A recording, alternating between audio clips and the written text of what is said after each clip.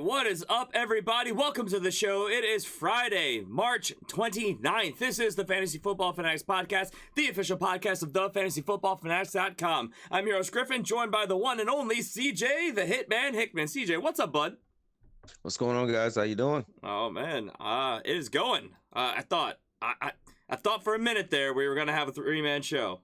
I was wrong. Last second, things went wrong, but that's okay. I don't know. These Friday shows are seeming more of a two-man thing, and I know. The Tuesday shows are more of a two-man thing. It's always man. We see Jason on Tuesdays. We're seeing you on Fridays. These bills got to get paid, man. So that's fair. Boy, got to get up.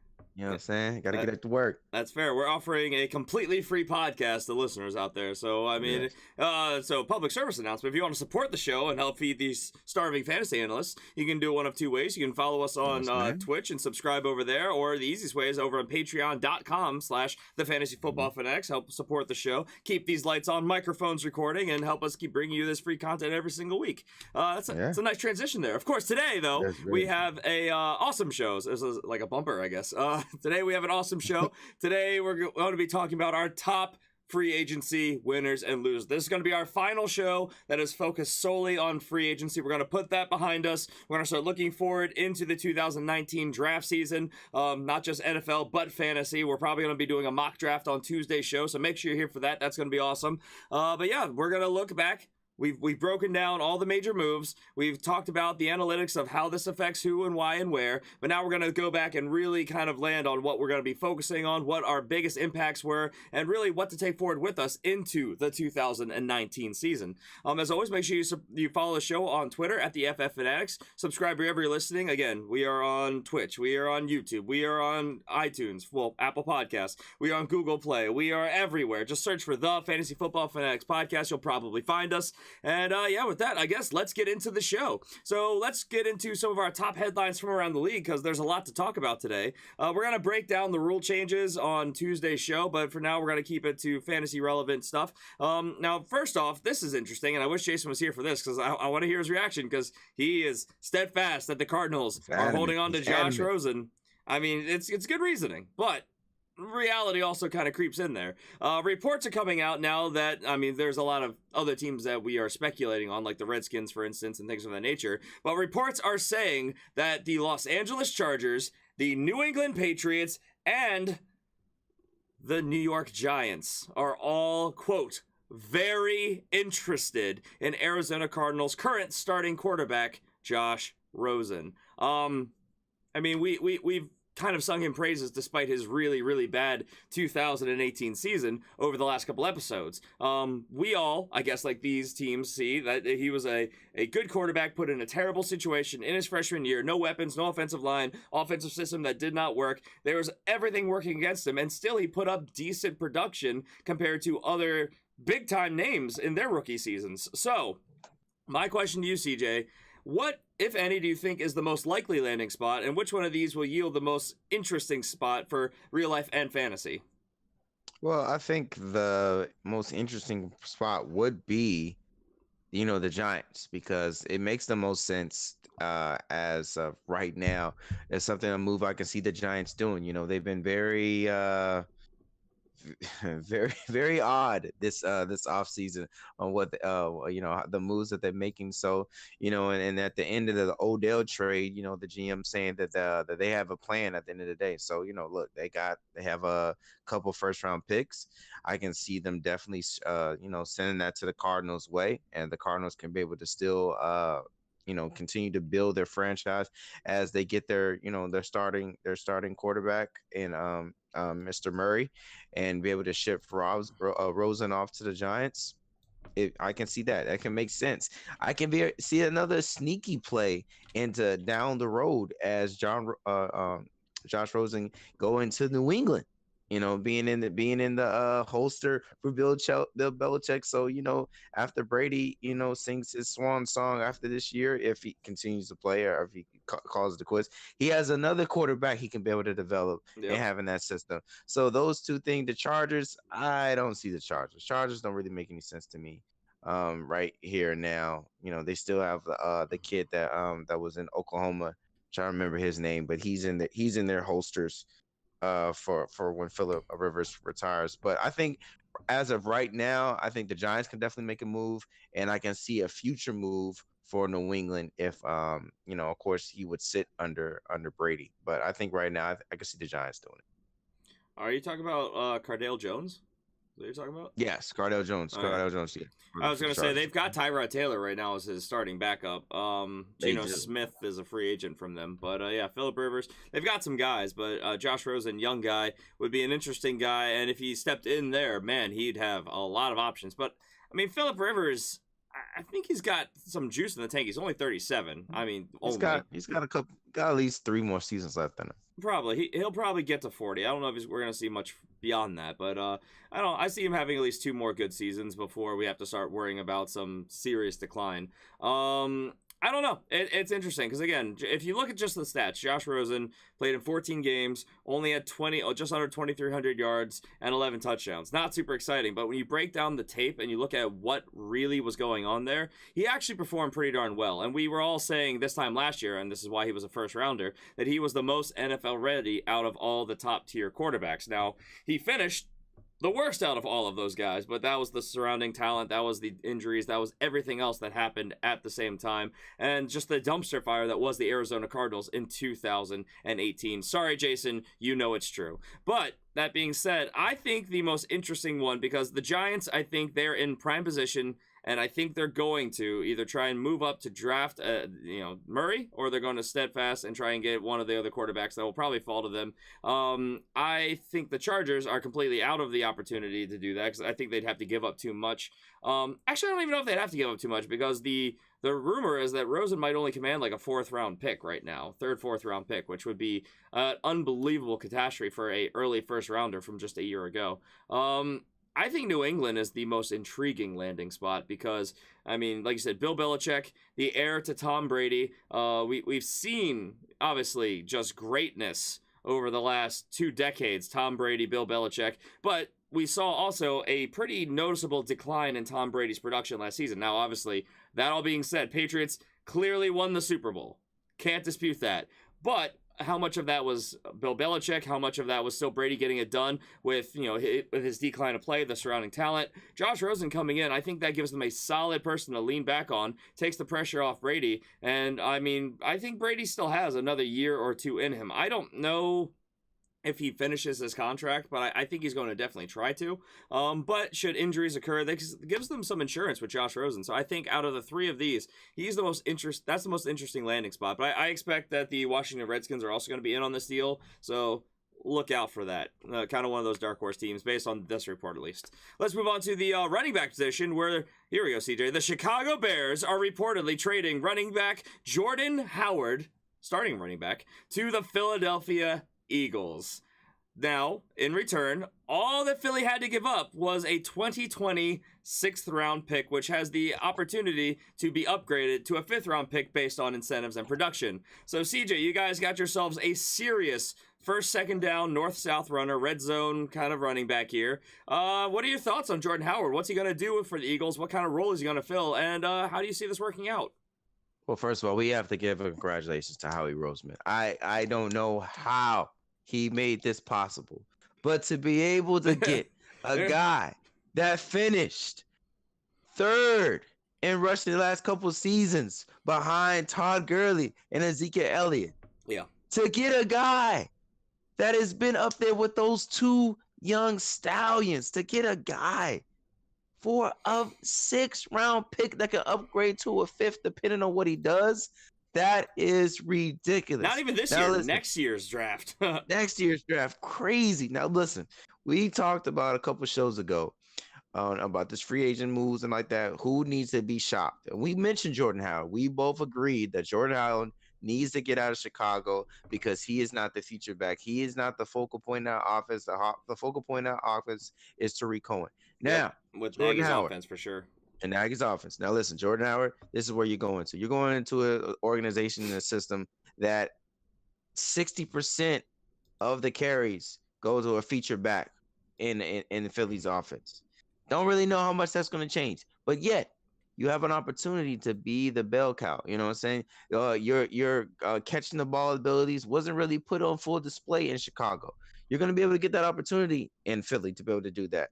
You're definitely going to get you're already in an offense which is absolutely loaded. You have a quarterback, you have 3 talented wide receivers, you got 2 tight ends there as well. So you're gonna make you know what I'm saying. The box is definitely not going to be stacked because the defense is going to be looking everywhere else, and you have a good offensive line. I'm expecting Jordan Howard to get back up to where he used to be when with the top guys, with the Todd Gurley's and Ezekiel Elliott's. Man, I'm expecting Jordan Howard to go. I think this definitely ups his stock to be a late second round, early third round pick. To be honest, for me, and then dang, he can dang. If everything works out, he can dang near finish a low 1. He definitely should. I don't know if he has that ceiling in him, only because he's not a pass catching back, and all the ones that we expect to be true locked and loaded ones are 3 down backs. He's very much going to be a first, second down back. I mean, this is a guy who's never gotten 30 receptions in a season in 3 years of work. Now, to be fair, Tariq Cohen was there, much better at that role, so, I mean, who's to say? But based on what we have seen, he's very much, again, that bruising north-south style runner. He likes to run between the tackles, but he's shown steady decline throughout his career. Rookie year, 2016, he had 252 attempts for 1,300 yards. Sophomore year, bit of a regression, but as you might recall, 2017, that entire Bears offense really kind of imploded, fell apart. There were injuries. Yeah. No one to really blame there. But he played a full 16 games, 276 attempts, more attempts, less yards, 1,122. More touchdowns, though, 6 to 9 touchdowns. That's pretty good. Then last year, obviously, he kind of fell back into the backup role. No fault of his own. It's just Matt Nagy likes his pass-catching backs, as most offensive coordinators do. That doesn't tip their hat what they're doing based on who's on the field. 250 attempts. So pretty similar amount of attempts, only 935 yards, still got 9 touchdowns. So, I mean, I expect this guy to be used heavily first and second down. I expect him to be used heavily in the red zone because clearly he excels there. But he's only caught 1 touchdown in his career. Again, he's never had 30 catches. He's never gotten to 300 yards in a season. So I think that's going to be probably Corey Clement's kind of role, I would imagine. Would you agree with that? I can see that. Possibly Darren Sproles if he comes back.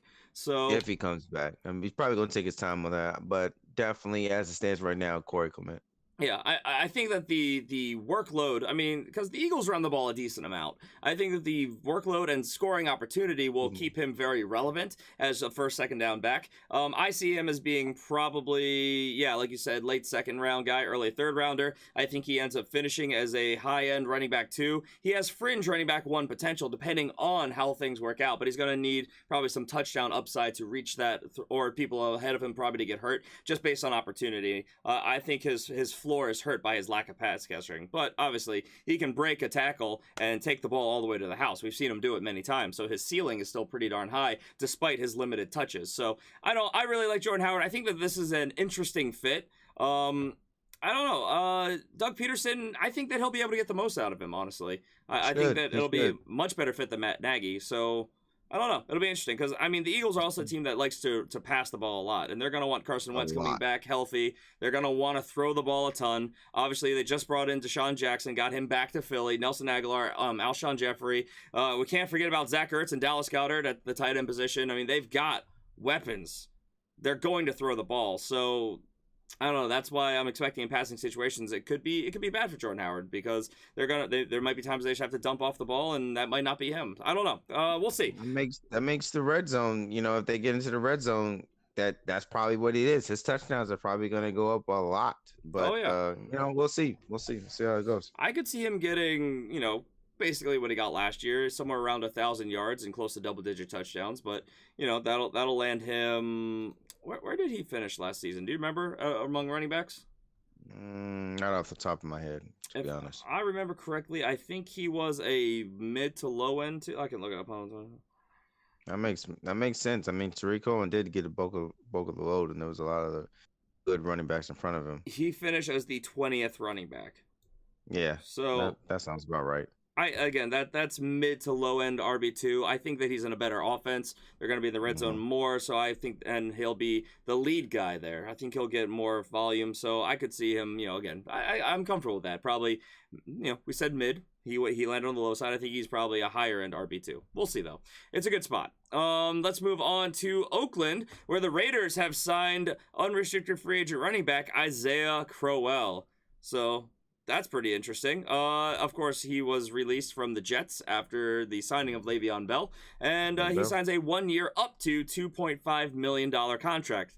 Not a ton of money, not a big risk, and a guy who could step in and be that RB1. Jason and I were talking about a lot of these potential spots last week for remaining free agents where they could go. Oakland was one of those spots that intrigued us, but we didn't really dive too far into because, despite that, we don't know what's going to happen with, of course, Marshawn Lynch, if he's going to stay retired. Doug Martin's a free agent, so we don't have to worry about that per se. But Jalen Richard, DeAndre Washington, guys that have been there for a long time now, couple years, guys that they like, and capable guys, honestly. So we didn't know what kind of move they were going to make. They bring in Isaiah Crowell. It's an interesting fit. I think he comes in and starts as kind of like the Jordan Howard first, second down role, but he's not a pass catcher per se. So I don't know. This could be interesting. And this is just the Raiders, John Gruden trying to add more offensive weapons around this offense, I think. I'm not running out to get him because of the signing, though, especially because we don't know the future of Marshawn Lynch. What do you think, CJ? Well, in my mind, I think it's just him and Doug Martin and Jalen Richard and Washington that are there. To be honest, You think Marshawn's done? Yeah, I think Marshawn's done. I don't really see him coming back to this situation. But I could be wrong. I don't know. He could be taking his time, and next thing you know, we'll probably hear something by training camp. That he's coming in or something like that. So you never know. You never know with these aging players, they take their sweet time when it comes to that, because they really don't need OTAs. And all they don't want OTAs. Stuff, so. They don't want training camp. They don't want any of that. Yeah. So I don't know. We'll see. But as in my mind, as it stands right now, I think it's between Isaiah Crowell and Doug Martin to be the 1 and 2, and then the other two running backs that are there, kind of the slot / gadget players. Fair enough. So yeah, we'll see how that works out. Time will tell. I agree with you. I think that if Marshawn doesn't come back, he's locked in as their first, second down guy, but not a big investment here. So it could be interesting because they could cut him for not too much of a loss there. So we'll see. The Tennessee Titans reportedly want to build their offense around running back Derrick Henry. That's a report, which is kind of funny because they said the exact same thing this time last year. So that's interesting. Which, like, mind you, yeah, right. Last year he went for 215 attempts in 16 games, averaged 4.9 yards per carry, which is fair. But if you take out some of those big plays, he broke a couple big ones, which, kudos to him. 12 touchdowns, barely over 1,000 yards. This is a guy who was drafted very, very high and really underperformed on a lot of those expectations. Now, this to me is more interesting. It tells me a lot more about the thought process, the state of the front office around their passing game, to me, that they want to focus so heavily on their running game yet again. Marcus Mariota, a guy who has not been healthy for a full 16 games. They brought in Ryan Tannehill. They traded for the guy. Interesting signing. Could be the best backup in the league. He's, low-end starter caliber in the league. We know that. Corey Davis, we know. They brought in Adam Humphries, Tajay Sharp. They've done things to upgrade the passing game. Oh, but Derrick Henry, great guy. And Dion Lewis in the wings. I think this offense is going to be good for football. It's going to be a nightmare to figure out for fantasy. What are your thoughts, CJ? And with this news, because to me, I say duh because they said this last year, this exact same time. Yeah, definitely. What we were talking about pre-show for the game, I said, duh, of course. The guy, you can't trust Marcus Mariota right now. He hasn't been healthy, and even when he's been playing, he hasn't been consistent on the good of his play. So, look, the way this. It's going to be interesting to see with the new regime because they got a new offensive coordinator there. So to see what directions they go, yes, they saying this now, but you never know. Things change during the season, and they'll start one way and then get the good traction going on right there, and then they hit a stump and then they'll flip it. So you would hope that Derrick Henry gets it because these last couple seasons, I think I've seen a lot of fantasy analysts, fantasy enthusiasts bang the table for Derrick Henry. I know I was one of them, and it just hasn't been consistent. Will you be able to to be able to justify you picking this guy up high. It hasn't been consistent of him performing week after week. It's been, week, dud week, really good week, okay week, dud week, really good week, okay week. You know what I'm saying? So you can't spend so much money or put too much capital in a guy that's going to continue to do that. You want a steady pace, so you don't want the high roller coaster ride when it comes to these players that you spend and put too much of a draft capital in, first, second, third round picks. You want a steady pace with those type of guys. So hopefully we can be able to get that this year. Everything that's around them, decent pass catchers, offensive line. They were one of the top offensive lines a couple years ago. There's just a couple of injuries that kept them from doing that again last year. But I think they still have the foundation for everything to be good and Derrick Henry to be successful. All things considered, that so stat line, 1,000 yards, but 12 touchdowns, pretty good. That got him the running back 13, so he was the top of the line RB2, fringe RB1. You kind of say, and you pointed it out, down, decent, down. I'm going through his weeks. Decent, pretty good, down, decent, extraordinary in week 14, extraordinary in week 15, pretty good in week 16. He got it all done in basically 2 games that saved his season. His last 2 games of the season, when I said all those ones that were down, they were all single digits. He had single digit games a lot. He had only, before his week 14 breakout, 1, 2, 3 games where he got to double digits. And then, who can forget week 14 against the elite defense that is the Jacksonville Jaguars, going off for 238 yards and 4 touchdowns. He was the Julio Jones of the running back position last season. That's a great comparison. Julio Jones, for this past year, he was good, but that was out of necessity. They threw the ball an unbelievable amount because they couldn't move the ball on the ground. They were playing from behind. Yeah. Besides the point. Years prior to that, I always was the one to break down, look, Julio Jones, we always say he's this elite talent, which he is. He's got this great body, which he does to be a prototypical number 1 wide receiver in the league. He plays for a good offense. He had all these things working for him, but he never saw touchdowns. He was up, down, and the offense would use him as a distraction a lot. Derrick Henry, this past year, that was the thing with Julio Jones, he would save his fantasy season on the back of 1 massive game, maybe 2, where he would go off for 300 yards and 2 or 3 touchdowns. Derrick Henry did the same thing. He had all these bad weeks. Let me verify. Before week 14, he did not have a single game where he got to triple-digit yards. In fact, he did not have a single game where he got to 60 yards in a game.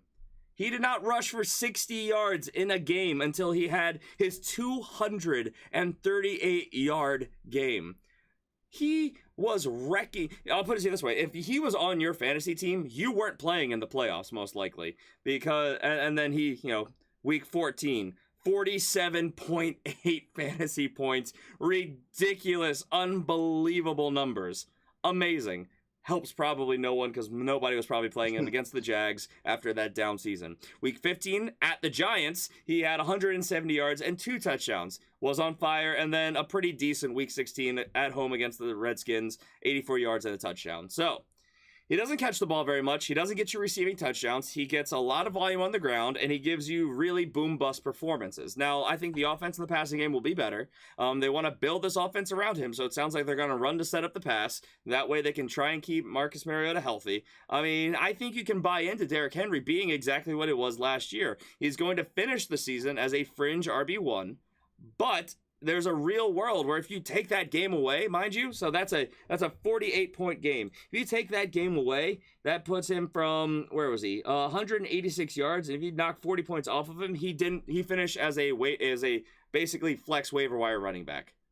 If you give him his average, he was a low-end, bottom-of-the-barrel RB2. That's what you're talking about. So I think that a high-end RB2 is his upside. I think that that game was something we will never see again because that was unbelievable. If we do, I mean, kudos to you for drafting him. But yeah, Derrick Henry, he's a guy that I don't believe in as being an elite fantasy option. I know a lot of people out there, they want to ring the bell for him and buy into him every year. And by all means, do it because the workload's there, the floor is there. But Dion Lewis is there, who is scary, and they are going to pass the ball more than they're leading on because this is the time of the year for misdirection. They brought in Adam Humphries. They're going to move the ball a bit through the air.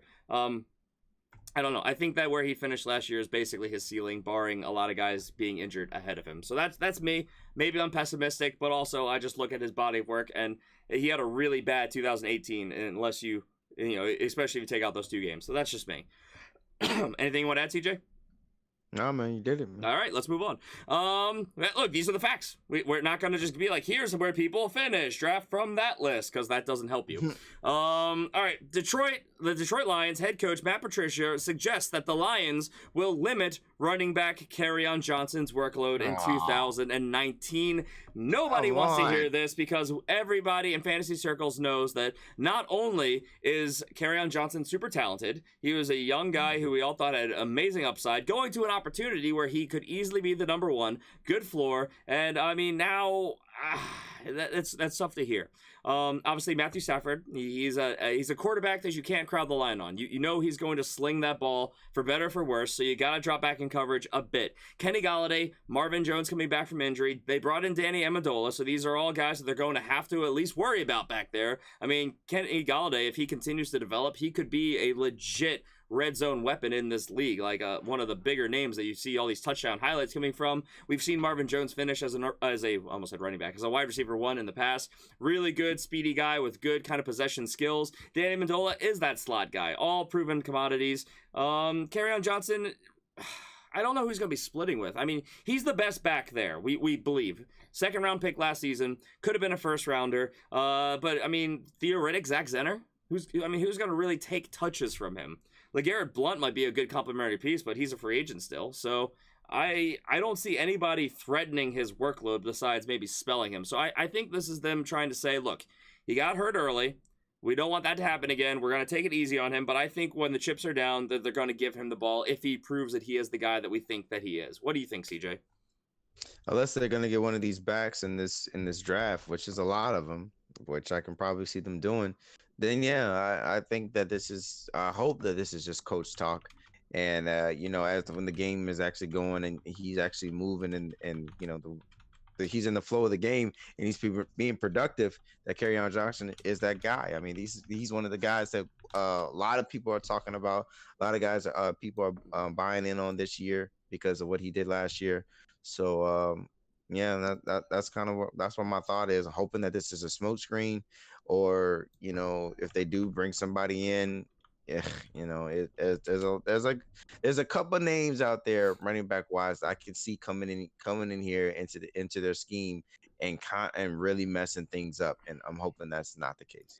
Yeah, I mean, he got so banged up. He played only 10 games, had 118 attempts, still got you 641 yards and 3 touchdowns. But we thought healthy, full workload, new season, you know, not his freshman year anymore, so he had a chance to adjust the NFL level. This is a guy who looks primed to have a really good run as a high-end RB2 with serious upside, because he also catches the ball. In those 10 games where he was lightly used, he still had 32 receptions, so not bad. And one of those was for a touchdown. So, I think this is kind of coach speak. I think they are going to be smart with him. Don't get me wrong. But I expect him to be, you know, still at the end of the day, very much their workhorse. But I understand that he's not a guy who necessarily has the build for that. He's only 5'11", 206, so he's not the biggest guy. But for the way that they're going to play this offense, they're not going to be running him up the middle all the time. They're going to use him in shifty ways, running probably lining up in the slot at times, definitely shifting out.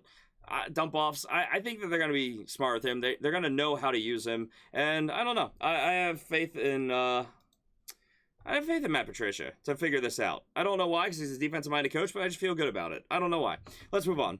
The Buffalo Bills have reportedly released running back Chris Ivory. This is post their signing of Frank Gore, so another free agent enters the waters, so that's something worth noting. Isaiah Crowell comes off, Chris Ivory enters. And let's move to the wide receiver position, and this is interesting. Former Green Bay Packers and Oakland Raiders wide receiver Jordy Nelson has reportedly retired from the NFL. We always do this dance. CJ, Hall of Fame, yes or no? I'm going to say no right now. I'm going to say no.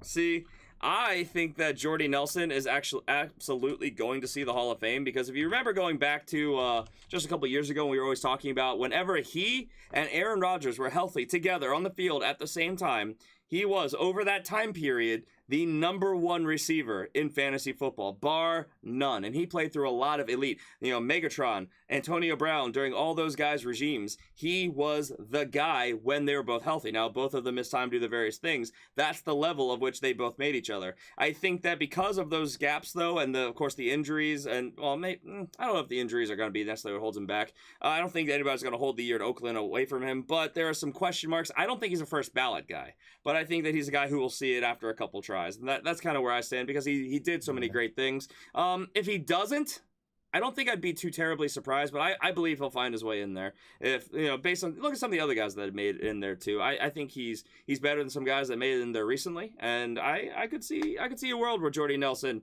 has a nice jacket there in the Hall of Fame. But that's just me. Okay. I don't know. It's interesting. It's going to be really, because we could spend a lot of time breaking down his film and talking about what he did, his accomplishments, and this and that, his highlights.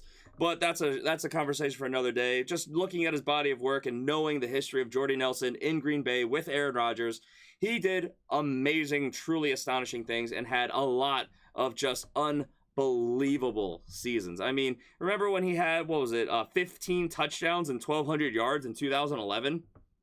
Holy crap. Yeah.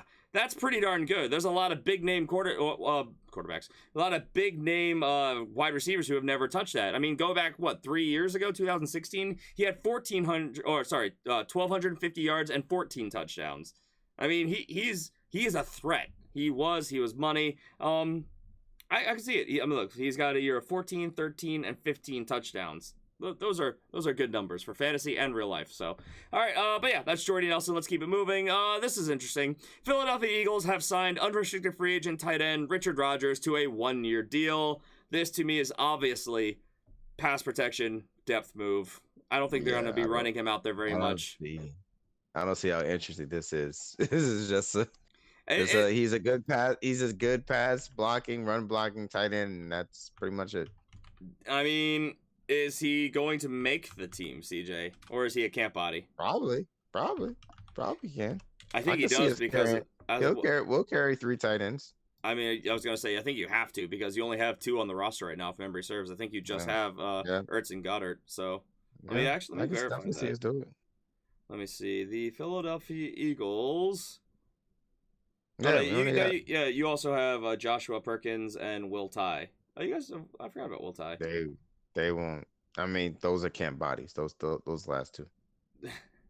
Yeah, I don't see them being a huge problem. Yeah, Richard Rodgers. Camp buddies. Yeah, that's look, like I said, he's really good at pass pro. That's what he did for years for Aaron Rodgers in Green Bay.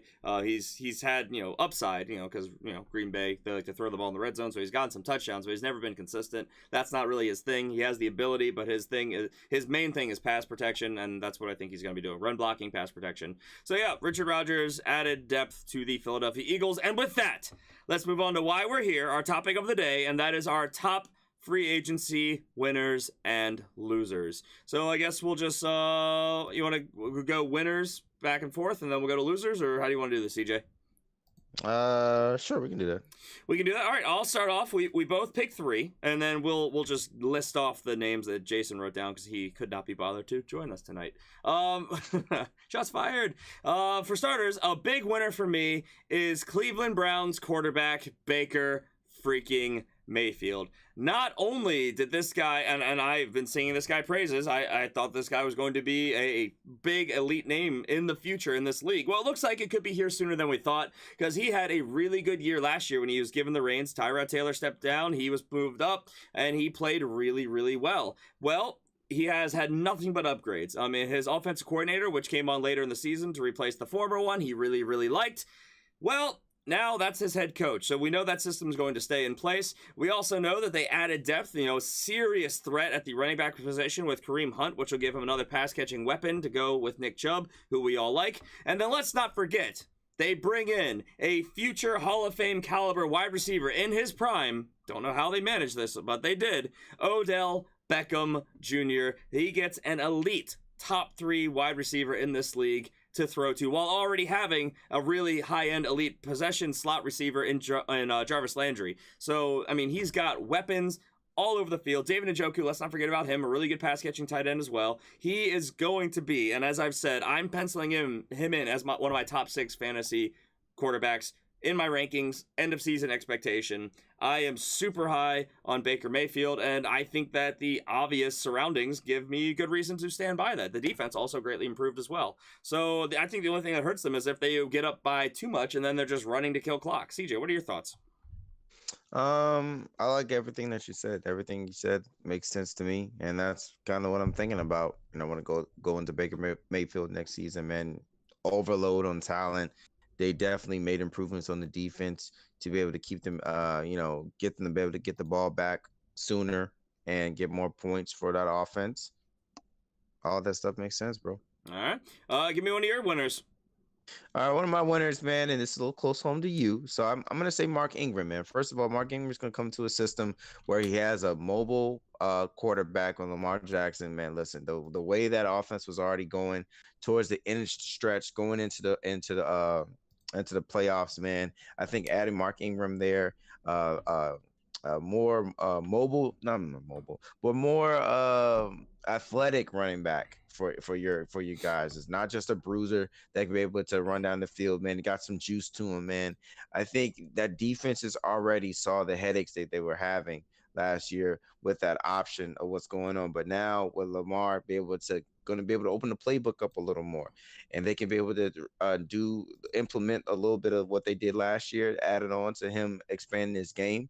I think that's going to be a win-win for Mark Ingram. You guys are already known for wanting to run the ball, and you've been missing that since Ray Rice. So I think you're getting this guy you're getting this guy in there. I think it's a perfect fit. I'm going to say Mark Ingram, man. That's probably because that's the only thing that we can do right now is move the ball on the ground. And that's not even a shot at the quarterback capabilities. Willie Snead is our number 1 wide receiver right now. We're obviously drafting somebody, and we're probably going to trade for somebody. There you go. They're not done. They can't be. Willie Snead is a slot. Well, maybe not slot, but he's definitely a wide receiver 3. And he's a slot. He is a slot guy. I'm just trying to be nice, but he's not a wide receiver 1. He can't handle the workload. I mean, he has good flashes and mismatches, but if he's drawing number 1 coverage, he is going to end this season with like 20 receptions. It's gonna be bad.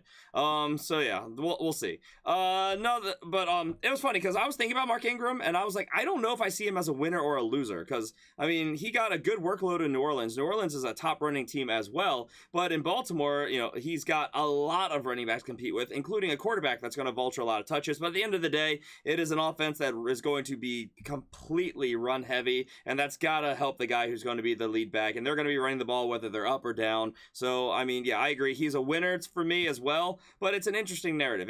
It could still really go either way. Another winner for me was new Indianapolis Colts wide receiver, Devin Funchess. Look, Devin Funchess, this is a guy who...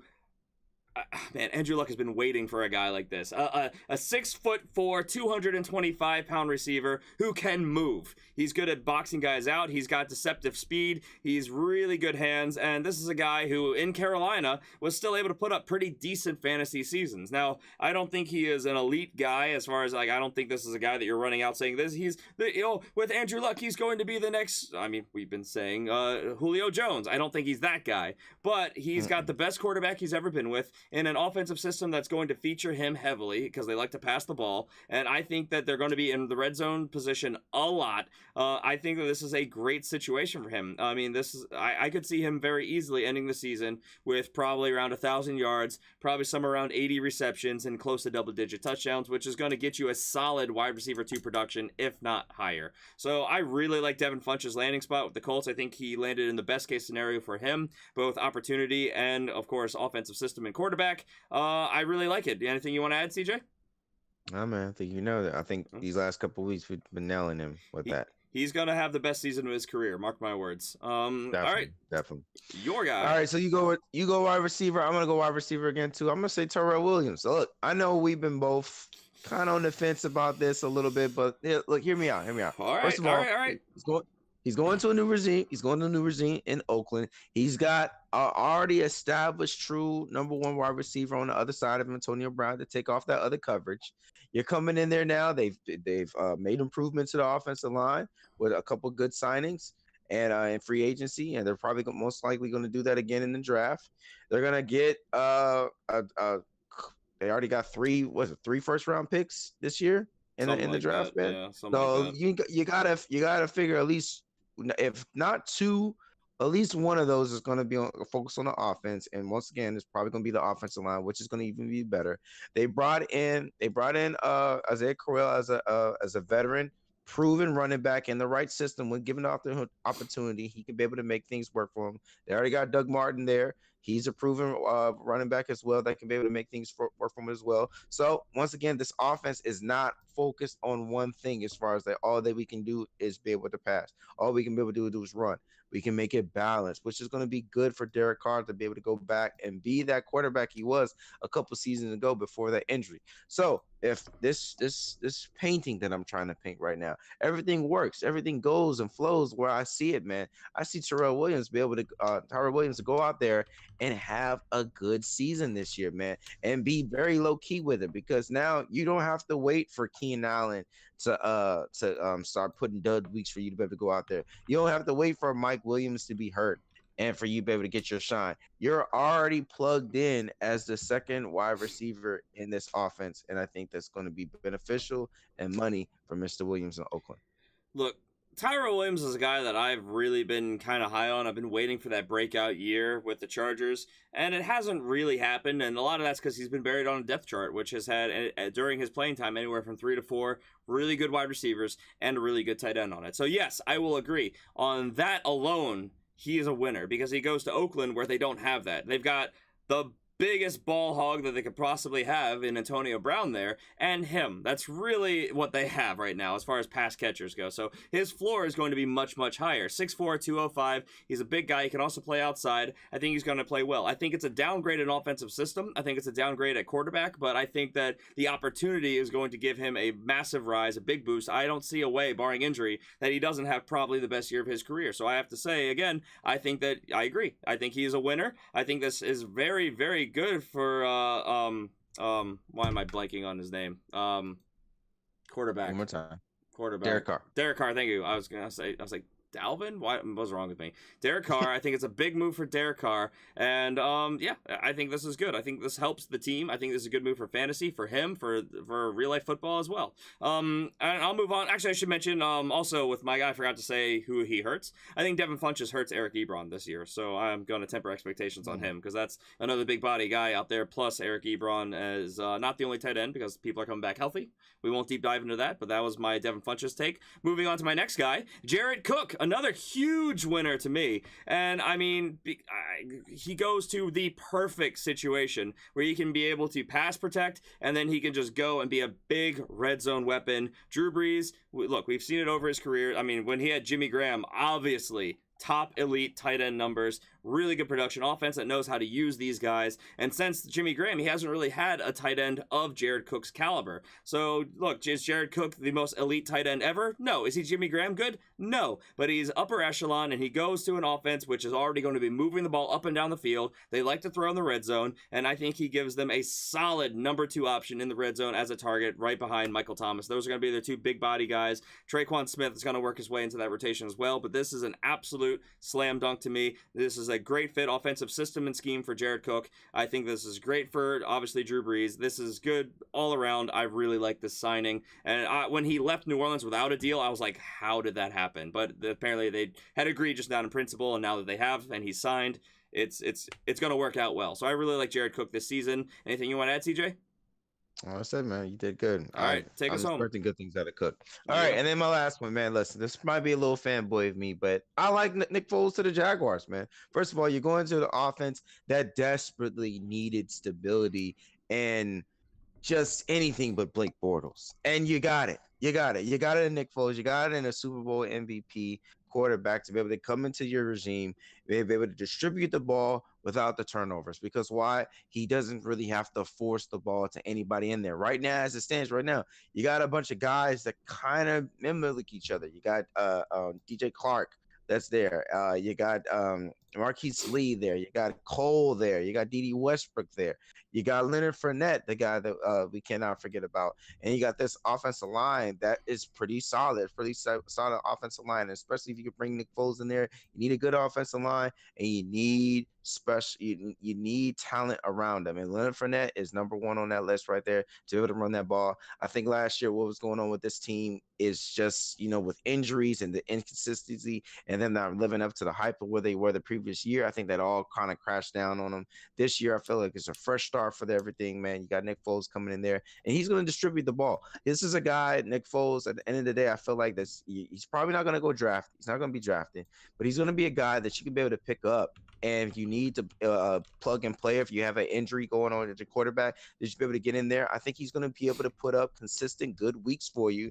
And at the end of the day, take a shot on him, man. You're going to pay attention to see what the box scores is and see what he's doing in the stats. And I think he's going to, end of the day, he's going to finish as a tier 2 quarterback for me.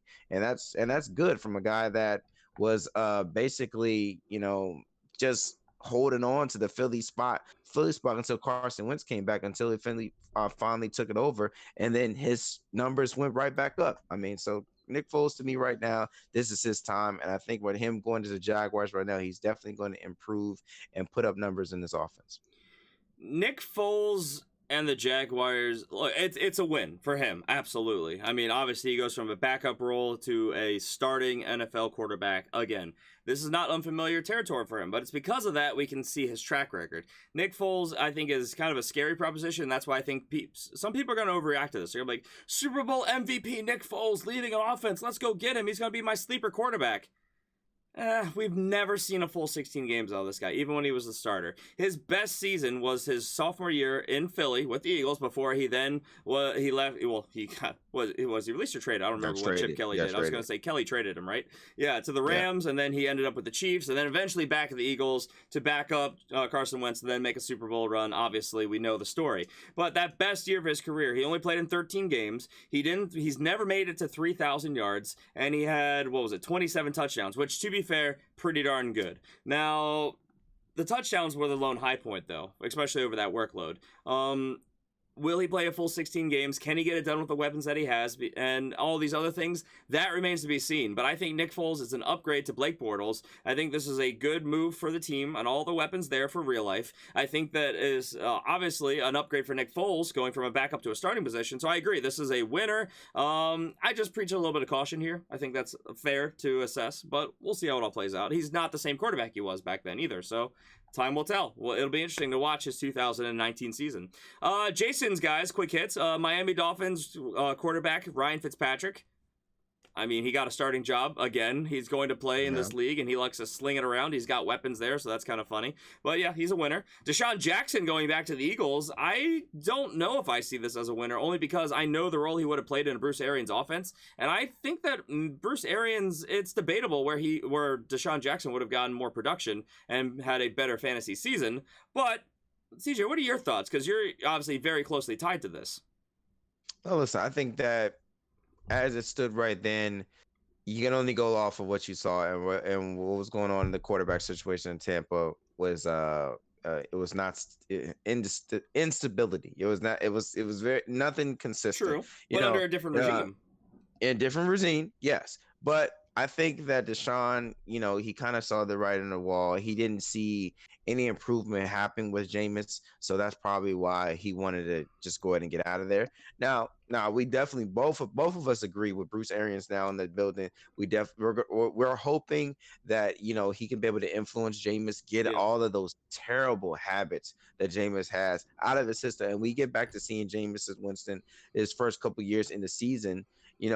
Yes, he had the turnovers going on, but he was still putting up good numbers. If we can get back to that, James, if we can just get a no turnover Jameis Winston, period, that would be phenomenal for us in fantasy football. Yeah. And he can go back to being that guy that we like as a sleeper, a quarterback, man, a late pick that you can be able to get. But no turnovers game to game or season long, because it's gonna happen season long. But it's gonna happen. But if we can just keep him under for him, I would say under 7. If we can keep him under 7, that's a good season for Jameis. I mean, that's overall. I don't care where they finish. And for him alone, if it's under 7, then that's good.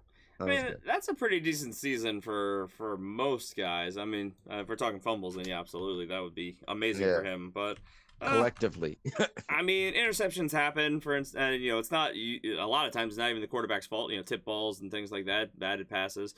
I mean, we don't have to get into the analytics, but like Drew Brees alone threw 5 interceptions last year, and he fumbled it a couple times. So I mean, it happens, and that's the elite. So yeah, Jameis Winston, if he could keep it under double digits turnovers, I think that'd be a good thing for them, and we'll see. That'd be a drastic improvement. So we'll see. Other guy, Evan Ingram, which I agree is a huge upgrade, and I boldly said this guy he is flying up my draft board to a top 6 tight end. No doubt about it. And then they went and they signed Golden Tate, which I think has me tempered expectations a little bit. I still have him much higher than I did, but bringing in Golden Tate, that obviously dilutes the waters a little bit. But I agree, Evan Ingram is a winner with Odell Beckham Jr. leaving. Do you agree? Yeah, definitely agree. All right, let's move on to some of our losers of the 2019 free agency. And I got to start with the guy all the way at the top that people were talking about, and that is Antonio Brown. Now, Antonio Brown, he's a big loser here, and I'll tell you why. Look, he was so gung-ho trying to get out of Pittsburgh, away from his apparently, a strange relationship with Ben Roethlisberger, his quarterback, that he went and he's now an Oakland Raider. So he went to a place where, yes, he is still, anywhere he'd go, he comes in as the number 1. There's no doubt about that. 30 years old, he's going to be 31, so he's still very much in his prime, getting towards the tail end of his prime. He's got a couple seasons left, but he gets a massive downgrade at the offensive system, downgrade at quarterback, downgrade at running back. I mean, this entire offense is going to be way less productive than what he's accustomed to. Because of that, Antonio Brown is going to see a massive drop-off in his production. So it's unavoidable. I think his floor it's much lower than it was. In PPR, it could be around the same, but it definitely took a step backwards. Ceiling, I mean, it's Antonio Brown. Could he still finish as a wide receiver 1? Feasibly, yes, but will he? I feel pretty comfortable saying probably not. Not in a new place with a new quarterback and all these other things around him that I just don't trust, I don't like. And, nothing against the Oakland Raiders, but the Pittsburgh Steelers, a proven elite offense in this league, and he goes to now have to build a new relationship with a new quarterback in an offensive system that's just not as good. John Gruden wants to run the ball. They're going to run more to probably set up the pass, though. I don't know if they have the back of the future there that they want. They might be trying to bring someone else in. We just talked about how they brought in, I almost said Chris Ivory, who got released. Isaiah Crowell. That's the one. Yeah, Isaiah Crowell, who got brought in, who is a proven back, but he's not an elite guy. It's going to be interesting to see the balance here and all of these things. Antonio Brown, he's moved down in my rankings, and therefore he is a loser for me in fantasy. What say you? Well, listen, I've kind of expressed how I feel about Antonio Brown in this selection, man. It all is going to be depend on the maturity and the development of Derek Carr in this offseason. And as the season continues to go back, if he can go back to being that play, if he can continue to go back to being that guy he was a couple years ago, I think Antonio Brown's going to be fine because Derek Carr was money that year.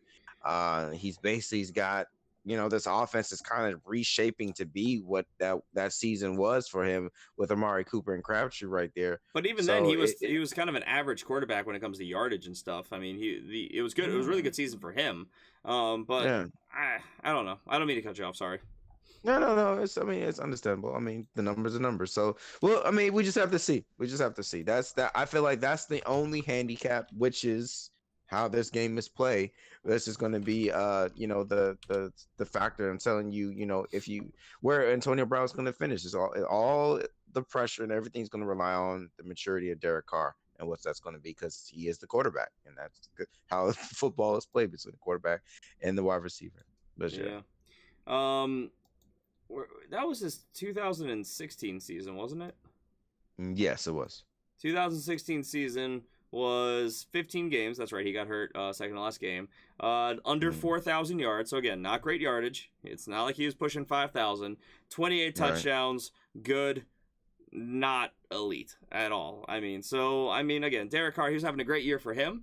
Everybody, of course, was saying MVP candidate, but I don't think he had any chance of winning it. The numbers just weren't there. He probably would have finished with like 4,200 yards and maybe 30 touchdowns, which is a solid number, but it's not, upper echelon elite. Just saying. And that's the best year of his career, arguably. Last year he went out for, he topped 4,000 yards very quietly. He played all 16 games, but he only had 19 touchdowns. So yeah. That's Derek Carr. Not good at all last year. No. Derek Carr is a big winner, obviously, with Antonio Brown coming in. This gives him a proven elite wide receiver. We talked about Tyrell Williams, all these other pieces they've added. He's a big winner to me. But Antonio Brown is a loser for me. Your guys. And let's start picking up the pace on these rapid fire. We're getting close to an hour. All right. My guys, well, I'll just knock out two right now because both of them kind of in the same tier of people. So Cole Beasley for the Buffalo Bills and Randall Cobb for the Dallas Cowboys. Both of these guys are slot guys right now at the stage in their career. I think both of them are not in the most ideal spots, especially Cole Beasley, especially coming from Dallas and how, he was dependent on Dak Prescott getting the ball and he was consistently getting those yards. That's going to be a totally different thing that he's got going on here with Buffalo with Josh Allen. He's a guy for me that's going to be trying to get the ball in the mid level and definitely down the field. So I don't really see that short game being his type of thing because for me, I just looking off his tape, his short game, I think he's just going to go ahead and take off and run versus be able to just dump it off. If anything, if not him. Not him taking himself, he's probably gonna dump it off to LaShawn McCoy. So Cole Beasley, I think he's a winner. He's a loser. I'm sorry. And then Randall Cobb, I think right now in the stage of his career with injuries and just age, I don't know how much he can be able to get involved in this Dallas offense, especially now. Massive downgrade at quarterback. Yeah. Oof. Jason Witten coming into to the scheme, coming back in there. Marvin Cooper's still there. The ball's still going to go to Elliott. I don't really know where his place is in this offense. So I'll just knock those two out right there. I think he comes in as their starting slot receiver, but I don't expect him to play full 16 games. Yeah. I don't expect him to have a great season based on the talent around him. I don't think that he's, obviously he's got a massive downgrade at quarterback. I agree completely. Both these guys. Cole Beasley going to Buffalo, that's not going to be That's not going to be a very high-scoring team this season. We'll say that. I think that they're building towards something, but I think we're a couple years away. All right, big loser for me. Guy who, loser financially, loser in real life. Le'Veon Bell.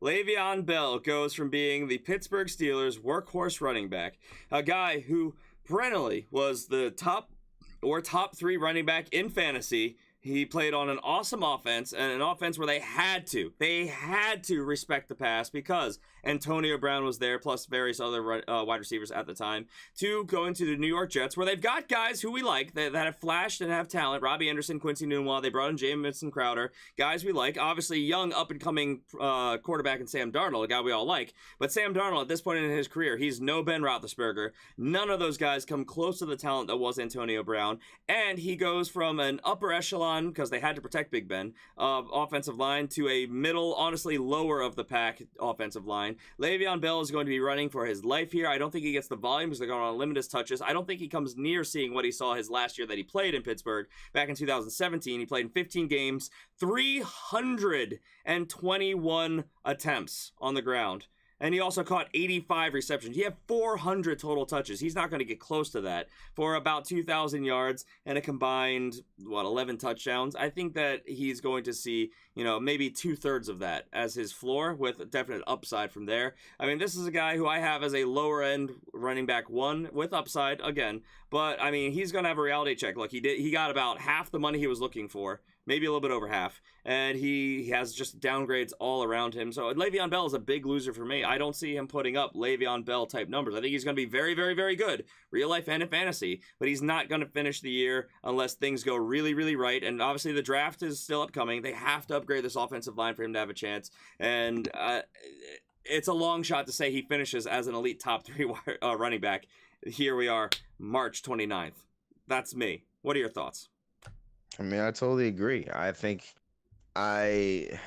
greed got him because this is definitely not the landing spot any fantasy enthusiasts would expect him to go to, because the talent around him is poor to right now. It's not beneficial for him to be able to go out. Yes, you're the number one guy, absolutely, undoubtedly you are the top guy. Nope. But everything around you is not going to be there to be able to support you longevity wise for you to have a great season. Saying you be able to come back from a year taken off and reclaim you being the number one running back. That's not going to happen this year with this offense. So yeah, I definitely agree with you. The reports of him being over 260 pounds when he plays at 225 is pretty scary as well. But I'm sure that was a while ago. I'm sure he shed the weight. Concerned, by the way. I'm not overly worried about that, but it's something to take into consideration a little bit. But he's a professional athlete. I'm sure that he will shed that weight. It's more of the reps, and of course, he's giving us the best shape in his life conversation about how he's the healthiest he's ever felt. And this is one of the few times I might actually believe it, because he took a full year off. So yeah, we'll see. But the surrounding talent is what scares me the most about this situation. So take us home, CJ. What's your last guy? Then I'll give you mine. We'll rapid fire your Jason's and get out of here. I did my 2. Remember, I did the Beasley and the Cobb. And I did mine too. Do you want me to do my third one before you do your third one? Yeah. Oh, okay.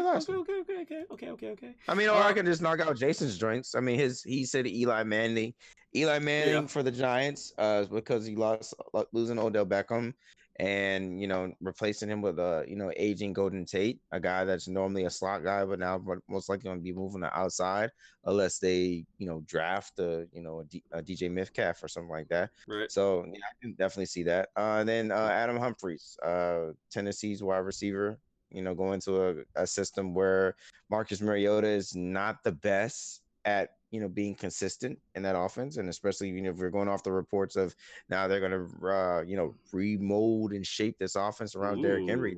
That's not gonna be beneficial for him either. So it's 2 extra losers right there. Well, why don't you take that transition though?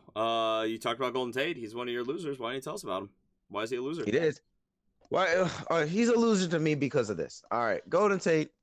He's an aging wide receiver. Yes, he fit. I don't feel like he got a fair shot in Philly because he came so late. I feel like if it was a trade earlier on, if not the beginning of the season, that probably would have worked out, to be honest, in my mind, because how he kind of caught on towards the end of the season, especially going into the playoffs. I think it was money, and it justified the trade. But now, of course, he's not on the Eagles no more. He's in the Giants, as basically, I would say, have to be their number one just off of money, what they're doing. But to me, looking at his numbers, man, he is a slot guy. He's most likely going to be a slot guy. He should be a slot guy, just because I don't see him, yes, he's shifty, but I don't know if he's warrants being a top wide receiver in this Giants offense. He's most likely going to be the slot at best. I think he has he has a quarterback that's going to look for him. And I think this is I mean, Eli this year, man, he the pressure should be off of him. Of course, you don't have to get the ball to Odell. You can be able to run this offense through Shaquan and then just pass to whoever one is open. You know, I think that's the best. The best Eli we get is Eli that's like that, where it's not he doesn't have to force the ball to anybody, that he can just free flowing. Because even when Odell was down for the what was it, a couple of seasons ago, he was down with an injury for multiple games. Yeah, Eli Manning was still getting the ball to people, and this all. I mean, they might not have been winning, but I mean, numbers wise, Eli was still doing all right. So I feel like that's probably what they're gonna have to end up doing again. I just don't trust Golden Tate being the number one wide receiver in this offense. That's my thing. I mean, both Sterling Shepard and Golden Tate are kind of those slot-esque guys. They're both 5'10". They're both pretty shifty and fast. They've got lateral speed. But yeah, they are missing a piece to make this offense work. They need a big outside receiver. Both of them have speed to them, but I don't think either one of them are necessarily game-breaking. Sterling Shepard, I think, is a bit faster. I don't know if they're 40 times ahead of me, which is all why I still am very high, all things considered, on Evan Ingram. And this is, of course, why I think Saquon Barkley is a massive winner for me, because I think they're just going to do crazy stuff to get the ball to Saquon, and then Evan Ingram's going to be their big red zone target. So I think that there are guys who are going to do well here. But yeah, Golden Tate, he didn't land in a spot where I think he's going to be necessarily super fantasy productive. I'd say he's a winner for getting a job, but definitely a loser in the grand scheme of jobs he could have gotten. And then my last loser is Tevin Coleman. Tevin Coleman, if you went back to 2017, coming off that year, you would have said this is one of those guys that, man, when he gets his opportunity to get out from behind Devonta Freeman, he is going to be just an absolute talent in this league. We thought he was going to be one of those guys who could give you, Derrick Henry-esque numbers, in the sense that he's probably going to be able to give you, probably running back 2 with running back 1 potential, and in a world where he got the right system, maybe landing with Kyle Shanahan, where he had a really good 2 years in his rookie and sophomore year, still behind Devonta Freeman, he was still pretty darn productive in very limited touches. I mean, his last year with Kyle Shanahan, 13 games played, 118 rushing attempts for 520 yards and 8 touchdowns. Whew. Pretty good for only 100 and change touches, where you're talking about guys like Le'Veon Bell and other elite guys that get you over 300 and they didn't get to 8 touchdowns. We thought he was prime for a good season. Bring in Steve Sarkisian. Steve Sarkisian doesn't really know how to do the 2-back system very well. We saw a massive drop in production, though given an uptick in touches in 2017. And then 2018 hit. Devonta Freeman goes down early. He basically misses the entire season. Tevin Coleman gets the opportunity to be the lead back, and he was so bad, which, I mean, the numbers are kind of skewed because he still averaged 4.8 yards per carry, but this offense was down playing from behind. He doesn't really catch the ball that well. He has 92 receptions over his entire career, and he had only, in 16 games, 167 attempts for 800 yards, which isn't too terrible, but 4 touchdowns. I mean, there's a lot of things that when he was given this prime opportunity, he did not seize the moment in the way we all kind of anticipated. So he hits the open market. You have to, well, we all know that affected his ceiling, his capital, his asking price, what we expected him to demand on the open market. Silver lining, he's reunited with Kyle Shanahan. He's with the 49ers, but I don't think he's brought in to be their day one starter. I mean, they have a lot of money tied up at Jerick McKinnon, which the bulk of it they paid last season. They can cut him and break even this year. But Jerick McKinnon and him are both there. But Matt Breida is there too, a guy that they really like and looked really good last season. And that's the problem. Not only them, Kyle Juszczyk's there too, a fullback who can do it all. So he's reunited with a guy who knows how to use him. Obvious pro. But now the cons. Massive committee, an offense that is still kind of developing. They're still trying to add pieces and get it to what the Falcons were that a couple of years ago. And I don't see a way that with how cluttered this is and his skill set compared to all the other ones, plus looking at his contract, that they're going to have so much invested in him that he's going to be out there, guaranteed getting you a large amount of volume. I think that he's going to be getting you basically what he's been getting you for the last couple of years, unless everyone in front of him goes down, and then maybe he gets a chance at redemption. So based on a guy who we thought was going to get a starting job, big contract, a huge workload to be an elite guy, real life and fantasy, he's a massive loser because basically went the other way with it. And could he prove us wrong? Absolutely. But looking at what's transitioned to this point, a loser to now. What do you think, CJ? I think, listen, the only winning thing out of this for me is that he's with his old offensive coordinator coach. I agree. That's pretty much it. Everything else there, man, is just way too cluttered, and it just doesn't make a whole much of a sense of him being there. He signed a backup job. Basically, because it's like, who's the starter? Basically, you still gotta follow. You know how I feel about this, man. You want to find who the starter is. Follow the money. Follow the money. Oh yeah. The money is in Jared McKinnon. McKinnon is basically the starter, and then you bring in Coleman, and then Breida is still there. So it's a clouded running back group for the team. Look, you got stability on the running game because if one goes down, you still got two other ones there. But fantasy-wise, this is just a cluster crap. You know what I'm saying? I'm trying to clean it up. Clean it up. You know what I'm saying? It just doesn't make sense to me. And I agree with you, follow the money. That's usually a huge indicator for clarity. But also, Matt Breida, when healthy last season, I think looked the best out of all of them. Jared McKinnon obviously never saw the season, so that's fair. Listen, you could have took Jordan Howard out and put Matt Breida in there, and you would have got the same reaction out of me. Same reaction. I would have been floored. That's fair. But, I mean, look, Jared McKinnon, we didn't get to see him in Kyle Shanahan's offense. True. Fair. But, I was the big pessimist about him last year. He never stays healthy. He's never sees his opportunity. All the chances he got to be the guy in Minnesota on good offenses, he never got it done. And then he went and signed this ridiculous contract with the 49ers last season. Got hurt in preseason. We never saw it. But we know who he is. I firmly believe that now.